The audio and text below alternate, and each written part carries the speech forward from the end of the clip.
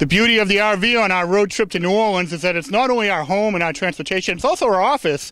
And we got a great guest inside, Qadry Ismail, the color commentator from WBAL in Baltimore, also Super Bowl champion with the Baltimore Ravens in 2000. We're going to go talk a little Super Bowl with him right now. Road tripping to New Orleans. Samuel Adams, for the love of beer and football. Go RVing. Find your away at GoRVing.com.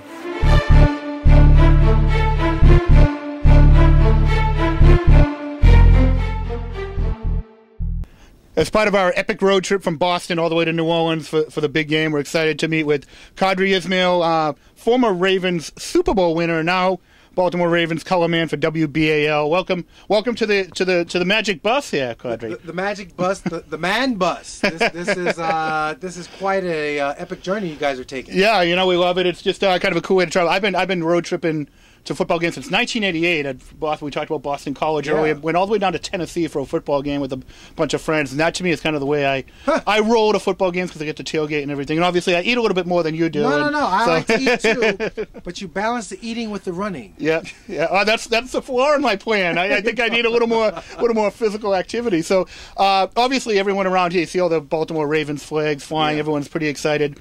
To me, the big story that I've seen is the evolution, the emergence of Joe Flacco. It's just really an incredible big-time quarterback in big games. What have you observed over the last couple of years watching him play week in and week out? Here's the crazy thing about it. Here's a guy, 5 years in the league, 5 years he's made the playoffs.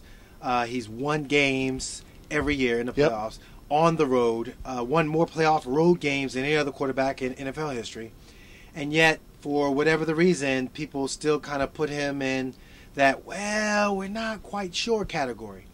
And I think now you're starting to see him really fully hit his stride. Yeah. And think about it. I mean, he's only in his 5th year, and what other quarterback do you know that goes ahead right from the jump start and has a level of success that he has had? Yep. Obviously, there's a growth that every quarterback has to have, and he's had those growing pains, if you will. Yep. But I think he's in a position now where, he could be a ring bearer. A ring bearer puts you in that select company where if you do make a mistake, a la Ben Roethlisberger or Eli Manning or Drew Brees, who didn't make the playoffs, then you get a pass.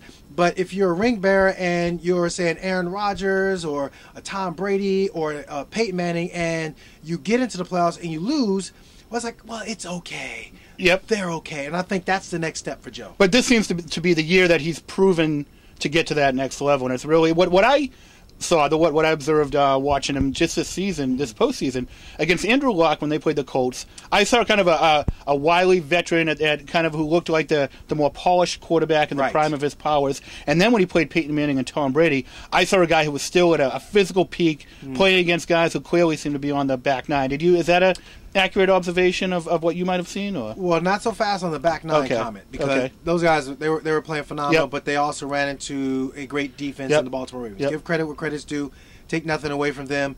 Certainly Peyton Manning, I'm sure he would love to have performed better, but I think overall you're talking about a level of just dominance by that Ravens defense, the bending but not breaking, and then the big plays that were put on as far as the Ravens offense right at the right time. I thought that was really, really phenomenal.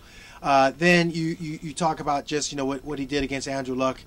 I think Jim Caldwell deserves a ton of credit. Just preparing the football team to really go in there and play their best. And how did that change the team when Cam Cameron was let go and Caldwell comes in? It seems to me they really devoted themselves to running the ball more, and by doing that, opening up the passing game for Joe Flacco. It seems. It's weird. It's the level of runs and when they pick and choose to run. I think was different than when Cam Cameron was there. Cam always, loved him some Ray Rice. Ray Rice was very successful with Cam as the offensive coordinator, so you don't want to take anything away from that. But I do think that when Jim Caldwell took over, it was more along the lines of, okay, game plan by committee. What do we need to do to put our guys in the best position? And I think by including the other coaches as far as their input and what they have to say and how they call plays, I think that really, really set them apart and helped them. And also you got to also look at the offensive line. The offensive line at the last minute was retooled. I don't know about you, but that really takes a lot of guts for a team to do, let alone have success the way they did, and they did it. And final question, Ray Lewis, obviously, much made. He missed a lot of playing time this season because of his injury. Much made about his emotional impact on the team. Sure. And as a guy who played with him and won with him and has now observed him, how important is that impact? And is it really something tangible on that team? You know, I think it's very much of a thing where people have to understand this about the NFL.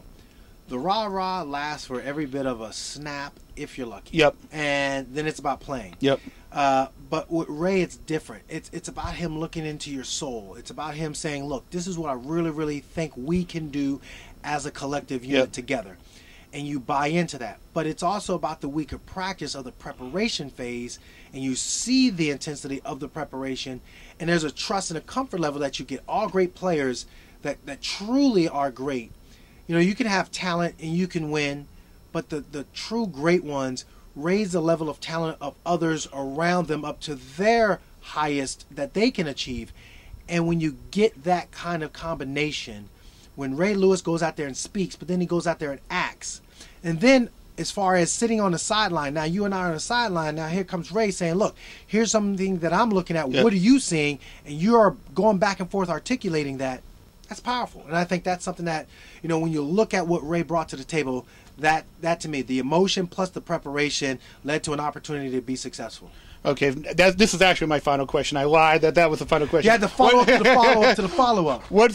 I need a score. What do you see happening on Super Bowl Sunday in New Orleans? I honestly look at it this way: if this team can score 24 or more, I think they absolutely can handle what is going to be the onslaught of the 49ers. Yep.